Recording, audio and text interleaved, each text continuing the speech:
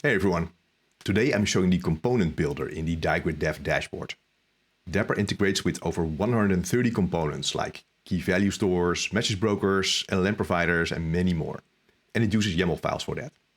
No one likes to create these files by hand though, so we'll use the component builder for this. First, select the component you want to make. In this case, I want to define a new workflow state store in Postgres.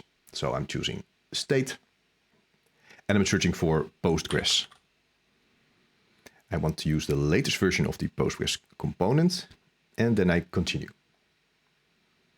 First, need to select how am I going to authenticate to this Postgres state store.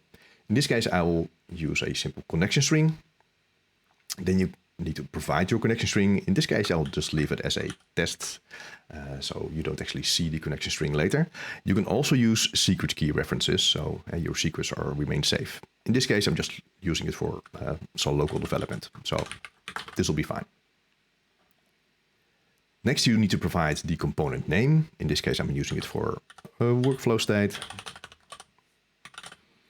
And workflow state requires the actor state store to be set to true. So on this side, you can select all kinds of fields that you want in your component file.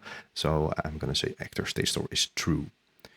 There are like many different fields that you can use here. And this is just the minimum that I need for my local workflow store.